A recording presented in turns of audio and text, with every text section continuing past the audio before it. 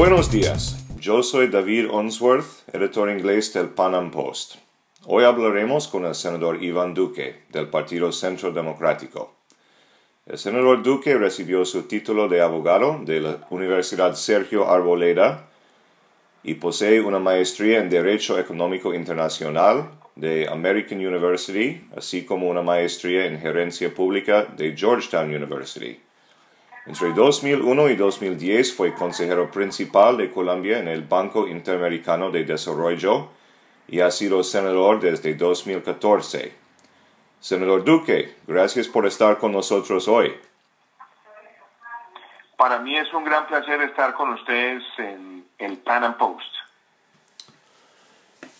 Para empezar, ¿por qué usted es el mejor candidato en el Partido Centro Democrático para enfrentar el candidato del oficialismo, Germán Vargas Lleras, o hipotéticamente un candidato del centro izquierda como Claudio López o Sergio Fajardo? Porque nosotros tenemos una propuesta de centro que tiene como pilar fundamental la recuperación de la economía colombiana. Porque tenemos un plan muy claro de cómo mejorar la focalización del gasto social.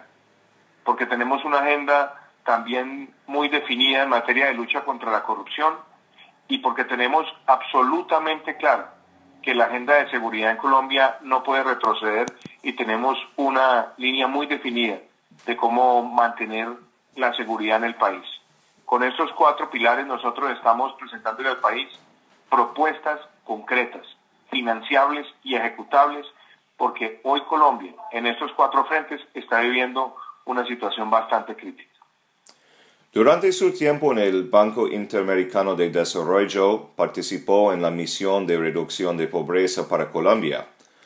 A pesar de los encabezados negativos que vemos con frecuencia, figuras como Bill Gates nos han recordado que en los últimos 25 años la pobreza extrema se ha reducido por la mitad al nivel mundial. ¿Cuáles son las claves en Colombia para reducir la pobreza extrema y proporcionar igualdad de oportunidades? Yo he dicho que la principal agenda en este momento tiene que ser la generación de empleos formales. Colombia hoy tiene cerca del 50% o más de su población en la informalidad. Y esa informalidad hace que no haya cobertura pensional, que no haya una buena cobertura o sostenibilidad del gasto en salud, dificulta muchísimo el recaudo tributario, pero sobre todo para las familias que están en esa condición, cualquier revés de carácter económico los hace retroceder muchísimo en sus niveles de ingreso y en su calidad de vida.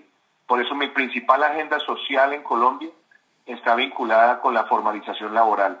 Y para eso queremos un sistema tributario que sea mucho más beneficioso para el sector privado y para la inversión del sector privado. Por eso estamos pensando en reducir el impuesto de renta corporativo de manera que haya más inversión en el país, bajar un poco las cargas a los consumidores, de manera que se puedan aumentar algunas bases, pero no seguirlo afectando en el consumo. Pero tengo entendido que por esa reducción sustancial de los impuestos corporativos, queremos es que en el país venga un gran torrente de inversión y que haya mucha inversión también en las zonas rurales del país. ¿Para qué? Para que se generen más empleos formales. Esa formalización es la principal estructura de una agenda social eficiente en Colombia que permita reducir la pobreza de manera sostenible. La pobreza no se puede reducir solamente con subsidios y por eso el empleo formal, viniendo de la inversión privada, es nuestra agenda central en materia social. Y hablando del tema tributario, el gobierno de Santos, a pesar de hablar de un dividendo de la paz y mejorar las finanzas del Estado por medio del Acuerdo de la Paz, subió el IVA del 16 a 19%. ¿El Centro Democrático se compromete con reducir el IVA de nuevo a 16%? Yo creo que hay que hacer una reducción del IVA. No me atrevo a decir en este momento en qué porcentaje, pero hay que hacer una reducción que no genere tanta desconfianza en los consumidores y tener más capacidad para ampliar la base en algunos productos y tener al mismo tiempo mecanismos de devolución, sobre todo en el gasto relacionado con consumo familiar básico en los sectores más vulnerables de la población. esa estrategia la he planteado en varias ocasiones, que nosotros podamos bajar el IVA, aumentar la base, pero que tengamos para los más vulnerables un mecanismo para devolver, para que no sientan los efectos regresivos del IVA. Eso lo ha hecho exitosamente Uruguay, y yo creo que en Colombia se podría plantear para esos hogares que están en los niveles de menor ingreso. Hablando del Acuerdo de la Paz, el pueblo colombiano rechazó ese acuerdo entre el gobierno de Santos y las FARC en el plebiscito en octubre de 2016. Sin embargo, Santos realizó unos supuestos cambios y el Congreso lo aprobó de todos modos. ¿Qué debe saber el público internacional sobre los principales problemas que quedan con la versión actual del Acuerdo de la Paz? El gobierno Santos no hizo ningún cambio de fondo a los acuerdos de La Habana. El gobierno Santos hizo unos cambios cosméticos porque realmente lo que quería era satisfacer los anhelos de impunidad de las FARC. Esos acuerdos han convertido el narcotráfico en un delito amnistiable. Esos acuerdos han convertido la erradicación y la sustitución en algo voluntario. No hay acción penal contra los cultivadores. Además, han construido una justicia de acuerdo con los anhelos de impunidad de las FARC, donde quien diga, entre comillas, toda la verdad no tendrá cárcel. Y por supuesto, se le ha restablecido todos los derechos políticos a los comandantes de las FARC, que son los máximos responsables de crímenes de lesa humanidad, permitiéndoles a ellos llegar al Congreso sin tener siquiera que pasar por la justicia o cumplir primero sus penas. Todo eso son factores de impunidad que no fueron corregidos y que nosotros corregiremos cuando lleguemos a la presidencia de la República. Sí, inclusive Human Rights Watch ha dicho, por ejemplo, que el acuerdo ofrece impunidad para los que han cometido las ofensas más serias en contra de los derechos humanos. Así es. A los máximos responsables, que son los comandantes de las FARC, se les levantaron todas las órdenes de captura, pero además se dijo expresamente que ninguna sanción que reciban por parte de esa justicia especial les va a privar a ellos los derechos políticos. Eso es la impunidad hecha norma, porque prácticamente no van a tener ninguna sanción carcelaria y adicionalmente van a poder participar en política sin siquiera haber pasado por la justicia. Y además, a muchos no nos parece justo que las FARC automáticamente va a recibir curules en el Congreso. Pues si ellos quisieran participar en la política es una cosa, pero ¿cómo es justo que ellos van a automáticamente recibir sus curules? Pues no sería más justo permitirles a participar, pero ellos tienen que ganar el apoyo del pueblo colombiano si van a tener sus curules, ¿cierto? Sin lugar a dudas, aquí les están entregando a ellos 5 curules en el Senado y 5 curules en la Cámara sin tener que sacar un voto por 8 años. Pero adicionalmente se van a crear 16 circunscripciones electorales que van a estar ubicadas en las zonas de influencia histórica de las FARC, donde ellos van a poder incidir en la elección de esos congresistas. Volviendo al tema tributario, Presidente Santos durante sus 8 años de gobierno ha subido rápidamente los presupuestos estatales. Como usted ha observado, durante el periodo de 2010 a 2014, él creció el gobierno alrededor de 11% anualmente. ¿Qué ahora? Claro, el error grave. Sí. El error grave que cometió este gobierno, David, es que empezó a sentirse un país millonario porque teníamos ingresos de la renta petrolera y prácticamente el gobierno planificó que el precio del barril sería de $100 por barril por 10 años. Para siempre. Entonces, como creyó que la fiesta nunca iba a terminar, empezó a aumentar los gastos permanentes basado en una bonanza transitoria. No ahorró para los tiempos de vacas flacas, o como se diría en inglés, para los rainy days, y cuando se cayó el precio del petróleo, Al no tener ahorros, lo que decidió hacer fue sustituir la bonanza petrolera por más impuestos. Y con esos impuestos lo que ha hecho es asfixiar al sector industrial, al sector comercial y a los hogares. Y por ende la economía colombiana está en una desaceleración tremenda, inducida por esa mala política económica del gobierno de Juan Manuel Santos.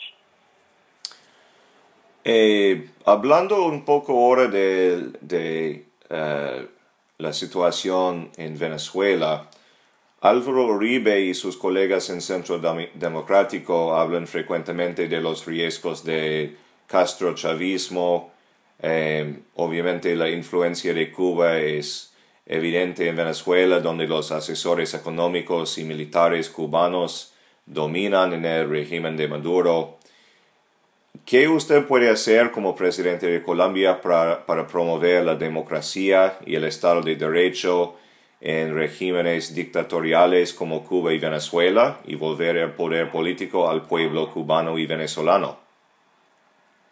Pues lo primero que yo he dicho es que nosotros no podemos seguir siendo indiferentes ante lo que está ocurriendo en Venezuela y no podemos seguirnos quedando en discursos diplomáticos en los salones multilaterales.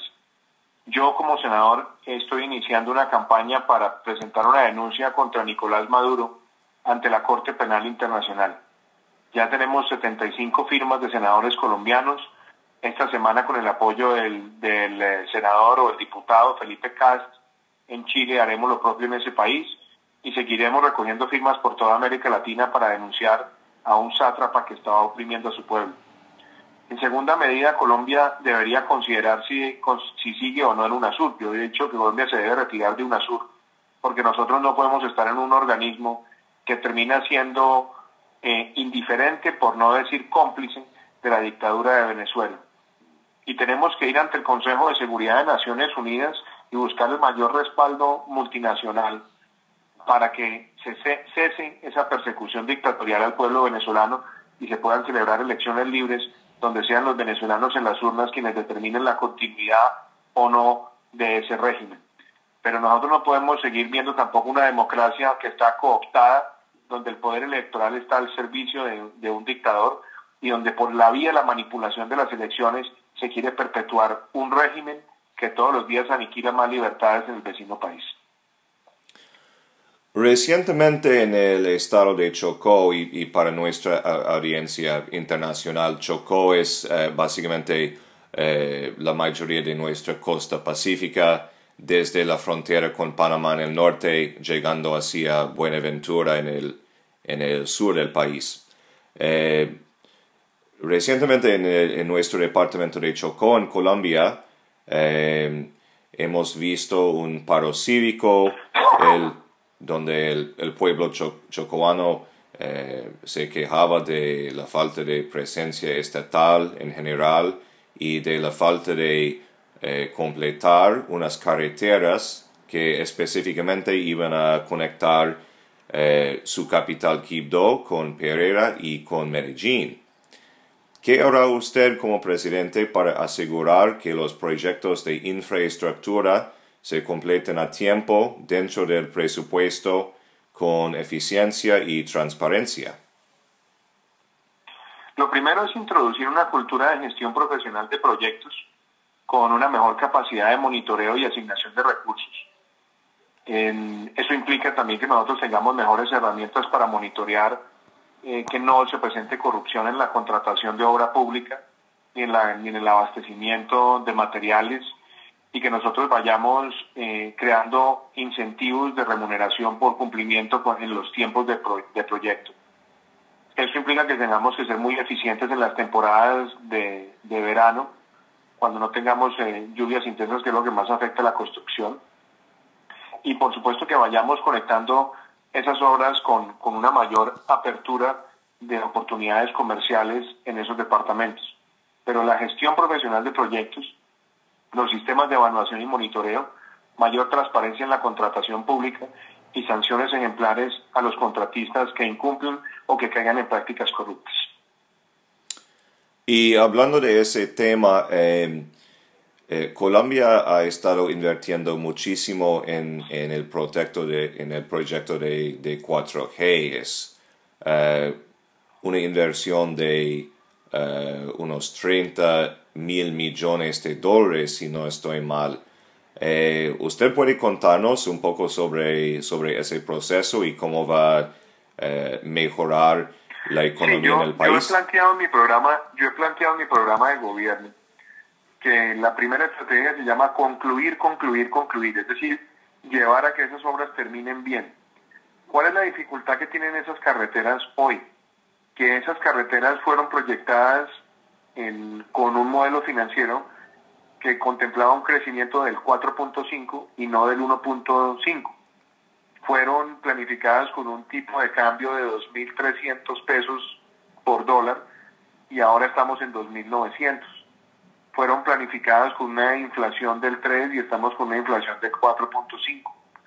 Y adicionalmente fueron proyectadas con un flujo de vehículos por día asociados con una bonanza mineroenergética que hoy no tenemos. Eso implica que muchas de las premisas financieras han cambiado y el reto que tenemos nosotros ahora es acomodarnos a las nuevas realidades y tener en cuenta que se pueden presentar sobrecostos y lo que hay que buscar es que esos sobrecostos puedan ser financiables. Hablando de la estrategia electoral, parece probable que, como en 2014, las elecciones de 2018 contarán con el Centro Democrático contra el Partido de la U, también apoyado por otros partidos como el Partido Liberal y Cambio Radical. En 2014, Óscar Iván Zuluaga perdió por unos 8 puntos a Juan Manuel Santos en su reelección. ¿Qué puede hacer el candidato del Centro Democrático para asegurar una victoria en la segunda ronda contra el candidato del oficialismo? Nosotros tenemos que estar concentrados en elaborar un discurso de centro y un discurso que una a los colombianos en torno a una visión de país y una visión de país que tenga en cuenta la recuperación de la economía, la calidad de la prestación de los servicios sociales y la focalización del gasto para que mejoremos los indicadores en materia de salud, en materia de educación, en materia de cobertura de servicios públicos, que tengamos también una plataforma que abra a sectores nuevos asociados con la transformación productiva, el desarrollo industrial, la economía creativa, y que tengamos además un pilar muy importante de protección y sostenibilidad ambiental. De manera que yo en este momento estoy estructurando un programa de gobierno que sea amplio para que quepan colombianos de otras expresiones también y que puedan respaldar esta visión desde el Centro Democrático para la transformación de Colombia. Y última pregunta. Reciente Andrés Pastrana y Álvaro Uribe se reunieron con Donald Trump en Mar-a-Lago, en West Palm Beach, en Florida, supuestamente para hablar del tema de Acuerdo de la Paz. Parece que en el año fiscal 2017 Colombia va a recibir los 450 millones de dólares que Barack Obama había prometido al país para apoyarlo. ¿Qué debe saber Donald Trump sobre lo que está pasando actualmente con la implementación con el Acuerdo de la Paz? Por ejemplo, una cosa que nos preocupa. Lo primero que debe saber es que nosotros no podemos seguir hacer la paz y dejar que el narcotráfico cabalgue en Colombia, porque el gobierno Santos ha llamado paz a un acuerdo con las FARC y resulta que el área sembrada de cultivos ilícitos está por encima de lo que estaba cuando empezó el Plan Colombia. Eso es un retroceso. Segundo, hay que tener claridad que si las FARC quiere realmente construir la paz, tiene que entregar todas sus armas y todos los recursos para la reparación de las víctimas. En este momento hay muchísimas armas ocultas y dinero oculto. Y es muy importante que la administración de los Estados Unidos colabore con Colombia para que se pueda llegar a la totalidad de las armas entregadas y a la totalidad de los recursos entregados. Si siguen apareciendo armas ocultas o si siguen apareciendo recursos ocultos, eso debería implicar, primero, que hubo un engaño y segundo, que se pierdan todos los beneficios y que de manera inmediata se puedan reactivar las órdenes de extradición. También hemos visto unos reportajes que, por ejemplo, hay integrantes de las FARC que se encuentran hoy en día en Venezuela, específicamente en el estado de Táchira. ¿Qué podemos hacer al respecto? Eso es muy grave porque en Venezuela no solamente han estado los cabecillas de las FARC, también están los cabecillas del ELN. Hay un cartel del narcotráfico enquistado en el gobierno de Venezuela, que es el cartel de los soles, que se abastece de los corredores de narcotráfico del Catatumbo en el departamento del norte de Santander, en Colombia. Y yo creo que nosotros necesitamos primero denunciar eso con total claridad y que haya un gran consenso internacional sobre el daño que está haciendo Venezuela, además porque es violatorio de muchas resoluciones del Consejo de Seguridad al darle resguardo y protección a grupos terroristas y al participar de manera activa en el deterioro de la seguridad de Colombia. Basta decir que no ha habido ningún pronunciamiento oficial del comandante de las Fuerzas Militares de Colombia donde demuestren que los seriales de las armas, de las pocas armas que han sido entregadas, evidencian que fueron trianguladas por la Guardia Nacional de Venezuela. Eso además es una participación directa de ese país en el terrorismo en Colombia y por lo tanto también debería tener una sanción internacional. Y finalmente, ustedes en el Centro Democrático ya han definido la fecha para averiguar quién sería el candidato, digamos el primary de Centro Democrático. Todavía no se ha definido y yo creo que lo más importante es que el proceso de selección sea democrático, abierto y transparente para que sean los ciudadanos en la calle los que digan quién debe ser ese candidato que mejor los represente. Senador Duque, muchísimas gracias por estar con nosotros hoy y le deseamos mucha suerte en su campaña. Muchas gracias, David. Ha sido un verdadero placer.